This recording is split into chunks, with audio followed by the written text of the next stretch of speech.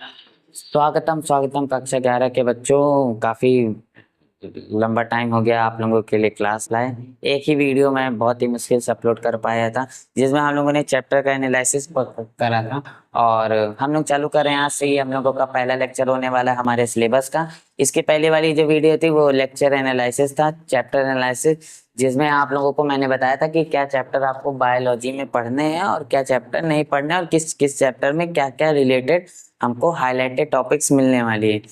जिनको अभी भी नहीं पता या बुक्स नहीं है तो वो जाकर के पहले वाली वीडियो देख सकते हैं। अच्छा, उस वीडियो का इस वीडियो से कोई भी लिंक नहीं है तो आप उसको स्किप भी कर दोगे तो कोई दिक्कत नहीं, बट मैं तो कहूँगा आप उसको जरूर से देखो खाली समय में। चलिए आइए हम लोग अपना चैप्टर 1 चालू करते हैं। आपके बायोलॉजी का चैप्टर 1 का क्या नाम है? जीव जगत यानी कि लिविंग वर्ड्स। इसमें हमको लिविंग वर्ड्स के कुछ चीजें पढ़नी है कि क्यों लिविंग वर्ड्स, क्या हमें जरूरत पड़ी उनके डिवीजन की, उनके क्लासिफिकेशन की। तो सबसे पहले आपके बुक में जो सबसे पहला वाला हेडिंग होती है परिचय वाला, उससे मैं इंट्रोड्यूस कर दूं कि जो अब बायोलॉजी आप पढ़ने वाले हो ये 3 पार्ट में बटेगा। ठीक है ना? ये 3 पार्ट में आपको अलग अलग पढ़ना होगा। ठीक है, 3 पार्ट में। कौन कौन सा, थोड़ा मैं आपको ऐसे ब्रीफली बता दे रहा हूँ। सबसे पहला है आपका जीव विज्ञान, जीव या जंतु विज्ञान जिसको कह सकते हैं, जीव या फिर जंतु विज्ञान। ठीक है, इसको हम लोग बोलेंगे जूलॉजी। और एक होगा हमारा वनस्पति विज्ञान, वनस्पति विज्ञान जिसको हम लोग बोलेंगे बॉटनी। और एक हमारा होगा सूक्ष्म जीव विज्ञान, जिसमें हम लोग जिसको बोलेंगे माइक्रोबायोलॉजी, माइक्रोबायोलॉजी। ठीक, अब इसी के छोटे छोटे नाम से आपको पता चल गया होगा कि किसमें क्या। जंतु विज्ञान या जीव विज्ञान के अंतर्गत हम लोग सभी जानवरों के बारे में यानी कि एनिमल्स और इंसानों के बारे में पढ़ाई पढ़ेंगे। उनके रिलेटेड उनके बॉडी की मॉर्फोलॉजी, एनाटॉमी और उनका फंक्शन है ना, ऑर्गेनाइजेशन, ये सारा हम लोग जूलॉजी के अंदर पढ़ेंगे। और बॉटनी के अंतर्गत हम लोग क्या पढ़ेंगे? वनस्पति और उनसे रिलेटेड जितने भी टेरिडोफाइट्स, ब्रायोफाइट्स है ना, ये जिम्नोस्पर्म्स आते हैं, ये सारे के सारे जितने भी हम लोग उनका एनाटॉमी, उनकी मॉर्फोलॉजी, उनके ऑर्गेनाइजेशन, सेल टिश्यूज, ये सारी चीजें, उनके अंदर फोटोसिंथेसिस, फिर उनके अंदर रेस्पिरेशन, फिर उनके अंदर वेपराइजेशन, उनके अंदर ग्रोथ, ये सारी की सारी चीजें हम लोग बॉटनी के अंतर्गत पढ़ेंगे। और सूक्ष्म जीव विज्ञान यानी कि माइक्रोबायोलॉजी के अंदर हम लोग माइक्रोलॉजी यानी कि सूक्ष्म जीव से रिलेटेड, जैसे कि बैक्टीरिया हो गया, वायरस हो गया, है ना, फंजाई हो गया, शैवाल, अलगी हो गए, इन प्रोटोजोआ हो गए, इन सारे सूक्ष्म जीवों के रिलेटेड जो स्टडी होती है उसको हम लोग माइक्रोबायोलॉजी भी कहते हैं। और आपकी कक्षा 11 की जो बुक है वो इन तीनों से लैस है, यानी कि आपके बुक में ये तीनों की तीनों चीजें प्रेजेंट हैं। आप इसके बारे में पढ़ोगे, इसके बारे में पढ़ोगे और इसके बारे में पढ़ोगे। बट हम लोग का जो पहला चैप्टर है जीव जगत, इन हम तीनों को इसी एक चैप्टर के अंदर थोड़ा थोड़ा इनके बारे में पढ़ेंगे। नोट कर लीजिए। तो हम लोग अपनी एक अगली हेडिंग है उसको पढ़ते हैं। नेक्स्ट हेडिंग है जीव जगत में विविधता। जीव जगत में विविधता, जीव जगत में विविधता हम लोगों की ये अगली पहली हेडिंग है। जीव जगत में विविधता यानी कि बायोडाइवर्सिटी या फिर diversity in living world. Diversity माने कि विविधता, विविधता का मतलब आपस में किसी न किसी प्रकार की समानता या असमानता का होना, उसी को हम लोग कहते हैं। अब ध्यान से सुनो, इस संसार में, इस पृथ्वी में, इस क्या कहते हैं धरती में लगभग लगभग लगभग लगभग 1.7 से लेकर के 1.8 मिलियन, 1.7 से लेकर के 1.8 मिलियन जातियां रहती हैं, जातियां पाई जाती हैं। पाई जाती हैं। 1.7 से 1.8 मिलियन जातियां। जातियां का मतलब पता है क्या होता है? अलग अलग जातियां। उन 1.8 में से एक जाति मनुष्य की भी है, एक जाति बंदर की भी है, एक जाति चिंपांजी की भी है, एक जाति शेर की भी है, एक जाति चीते, बिल्ली, कुत्ता, हाथी, घोड़ा, सुअर, ऐसे अलग अलग जातियां पाई जाती हैं। लगभग कितनी? 17 से 18 लाख। अगर आप लोग इसे इंडियन मैट्रिक्स में लिखोगे, भारतीय मैट्रिक्स में लिखोगे, हिंदी मैट्रिक्स में, तो वो होंगी 17 से 18 लाख अलग अलग प्रकार के जीव जंतु, जानवर, पौधे, सूक्ष्म जीव, सबको मिला के, ठीक है ना। यहाँ पर हम लोग कंबाइन पढ़ रहे हैं। इसी 17-18 लाख में जीव जंतु, पेड़ पौधे और सूक्ष्म जीव सब आ जाते हैं। तो इतनी जातियां हमारे पूरे धरती में, विश्व में पाई जाती हैं। या और हम लोग धीरे धीरे, तथा एक बात और इसी में आगे और है कि तथा हम और नई जातियां खोज रहे, नई जातियां खोज रहे हैं। मतलब ऐसा हो सकता है कि हमें और जातियां मिल जाएं। हम लोगों ने देखो, अभी तक हम लोगों ने जो समुद्र है, महासागर, उसको केवल 5 से 10% ही एक्सप्लोर करा है। अगर हम उसको 100% एक्सप्लोर कर लेते हैं, क्या पता ये 17 से 18 लाख की जगह ये 20-25 लाख हो जाए। हमें दो मिनिमम 1 लाख नई प्रजाति तो समुद्र के अंदर ही मिल सकती है। और ऐसे बहुत सारे जंगल है, जैसे भारत में सुंदरवन है, या अमेज़न जंगल हो गया, जो विश्व का सबसे बड़ा जंगल है और सबसे फेमस जंगल है ना, अमेज़न जंगल। इसका नाम तो आपने डेफिनेट पढ़ा होगा या सुना होगा। तो वहां पर भी ऐसी बहुत सारी जातियां जो अभी तक खोजी ही नहीं गई। हम मनुष्य आज तक उसके अंदर की सारी जातियों को पता नहीं लगा पाए। ऐसी बहुत सारी जातियां जो हमसे छुपी हैं और अभी तक हम उनको ढूंढ रहे हैं। याद रखना, अभी तक हम उनकी तलाश करें, उनको ढूंढ रहे हैं।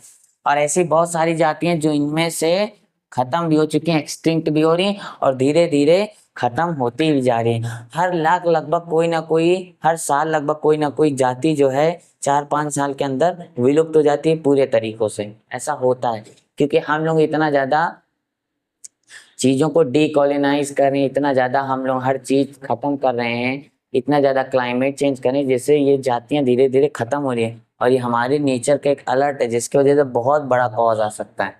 तो हम ये सब रोकना है, ठीक है ना। आगे बढ़ते हैं, सब फालतू की चीजें को अभी बाद में बात करेंगे, मतलब फालतू नहीं है लेकिन बहुत इंपॉर्टेंट है। आगे बढ़े, चलो देखो। तो जीव जगत में विविधता तो आपको पता चल गई कि लगभग 17-18 लाख अलग अलग जातियां जीव पाए जाते हैं। अब इन 17-18 लाखों को पहचानना भी तो जरूरी है ना। तुम बताओ, अगर हम जैसे मनुष्य की बात करते हैं, जैसे भारत में लगभग 200 करोड़ के लोग, लगभग 200 करोड़ लोग रहते हैं, 200-180 करोड़। तो हमारा परिवार उन 200 में से केवल 150 मुश्किल से 10-20 ही तो होंगे। हमारे परिवार के लोग मुश्किल से 10-20 तो लोग होंगे। तो हम कैसे पहचानेंगे? उनका नाम, उनके नाम से ही तो पहचानेंगे ना। आप कहोगे एक जैसे नाम के तो बहुत लोग होते हैं। उनकी जाति, जैसे मेरा नाम आर्यन है, दूसरे का नाम भी आर्यन हो सकता है।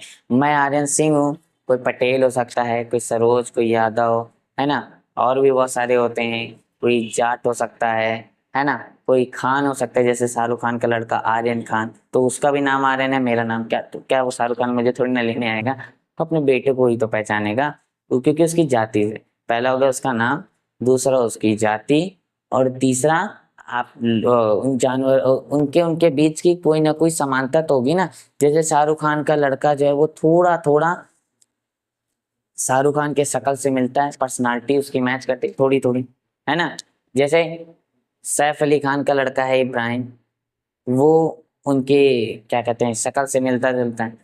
तो ऐसे ही हम अपनी जातियों को कैसे पता करेंगे? आपस में एक दूसरे से संबंध निकाल करके।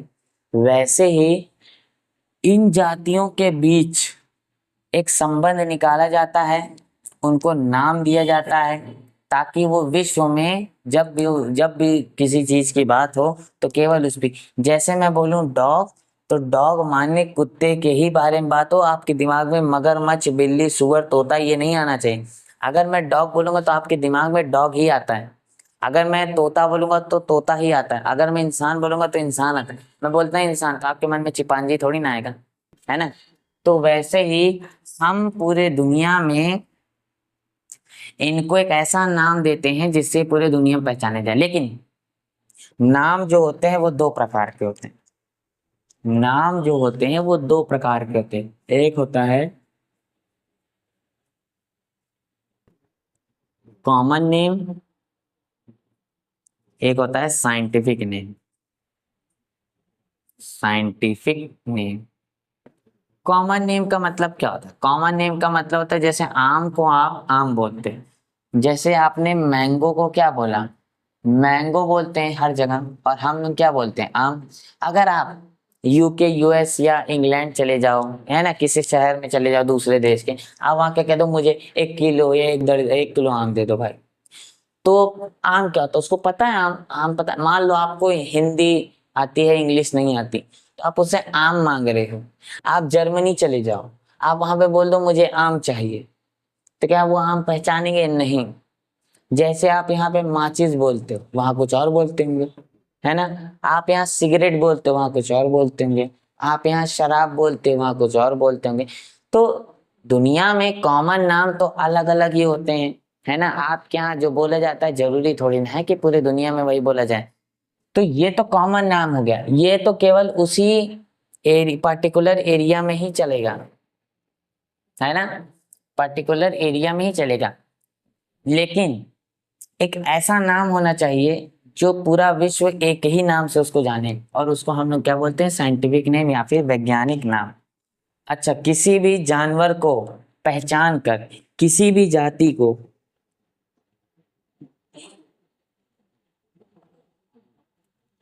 किसी जाति को, किसी जाति को उसके उसके गुणों के आधार पर, गुणों के आधार पर, आधार पर, गुणों के आधार पर समानता असमानता, समानता असमानता के आधार पर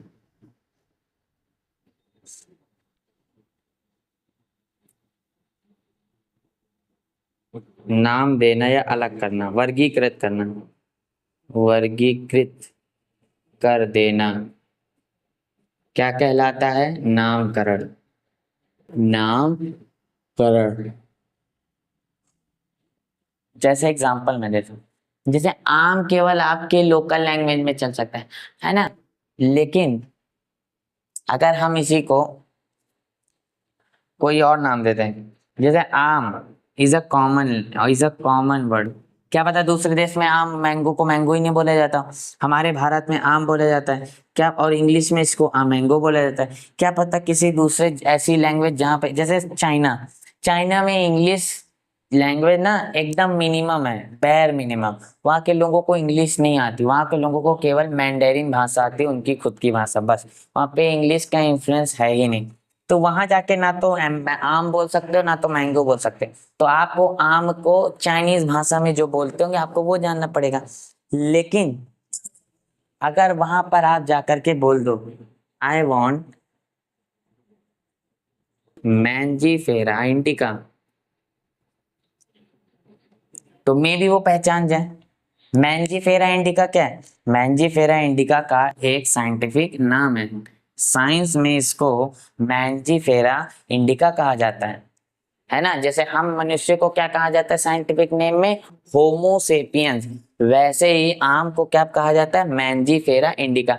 ऐसे ही हम लोग बहुत सारे पेड़ पौधों के, जीव जंतुओं के, सूक्ष्म जीवों के नाम का वर्गीकरण करेंगे इसमें। पहले ये नोट कर लो, फिर आगे बात करते हैं,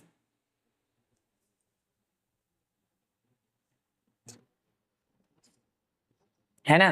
तो हमने क्या जाना कि जीव जगत में इतने सारे डाइवर्सिटी होने के कारण, इतनी सारी स्पीसीज होने के कारण, सबको हम पहचान नहीं सकते। तो हम उनको क्या करते हैं, उनके गुणों के आधार पर, उनकी समानता असमानता के आधार पर उनकी हम जाति बनाते हैं, उनका परिवार, उनका कुल, उनका राज्य बनाते हैं, किंगडम बनाते हैं। फिर उसके बाद उनका क्या करते हैं हम लोग, नामकरण करते हैं। और वो नामकरण पूरे विश्व में एक ही हो सकता है और कोई नहीं रख सकता। तो उसी को हम लोग उसका एक स्पेसिफिक साइंटिफिक नेम या फिर हम लोग वैज्ञानिक नाम कहते हैं या वैज्ञानिक नामकरण कहते हैं। ठीक। अच्छा, अब सपोज दैट आपने किसी आप एक वैज्ञानिक हो, ठीक है ना। आप क्या हो, आप एक वैज्ञानिक हो, आपने किसी एक चीज की खोज करी। सपोज दैट ये एक जानवर है जो कपड़े की तरह दिखता है, आपने इसकी खोज करी, आपने सर्वप्रथम इसको पाया। अब आप क्या करोगे, इसको अपने नाम से रजिस्टर करोगे। आप इसको कोई नाम दोगे ना, नाम आप अपने उसमें लोकल लैंग्वेज में पूछा, है ना, या फिर आप कुछ भी रख सकते हो। लेकिन साइंटिफिकली इसका कुछ तो नाम रखना पड़ेगा ना, इसके गुण के आधार पे। इसमें का गुण ये है कि इसके अंदर हड्डी नहीं है, इसकी शरीर लचीली है, सूखी सूखी है, इसके अंदर हृदय उर्दय कुछ है नहीं, ना इसके अंदर खून है। तो आप इसको मैच करोगे। 1.8 मिलियन, 1.8 मिलियन या 18 लाख जातियों में से 18 लाख डाइवर्सिटी है ना जीव जंतुओं के होने में, उस 18 लाख में आप इसे मैच करोगे कि उन 18 लाख में किसकी तरह मिलता है।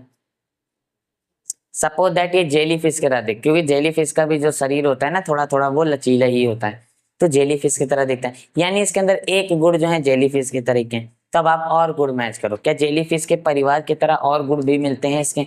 अगर इसके और गुण मिल रहे हैं, मैच कर रहे हैं, तो आप क्या कर सकते हो, तो आप इसका नामकरण जेली फिश के ही परिवार के नाम से जोड़ करके इसको नाम दोगे, है ना।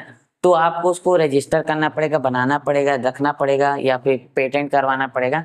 तो ये सारी चीजों के लिए कुछ बड़े बड़े साइंटिस्ट लोगों ने एक कमेटी बनाई, जिसके लिए पौधों के लिए नामकरण अलग, जीव जंतुओं के लिए अलग रख दी। इसको नोट कर लो। ठीक है, तो उस वाली वीडियो को हम लोग नेक्स्ट वीडियो में करते हैं, क्योंकि मेरा यूएसबी जो पेन ड्राइव होती है वो डिस्टर्ब हो चुकी है, जिसकी वजह से मुझे प्रॉब्लम आ रही है। तो लेक्चर को इतना ही रखते हैं, वो वाली चीज़ें हम लोग नेक्स्ट पार्ट में पढ़ेंगे, नेक्स्ट लेक्चर में पढ़ेंगे। ठीक है, तब तक के लिए बाय बाय।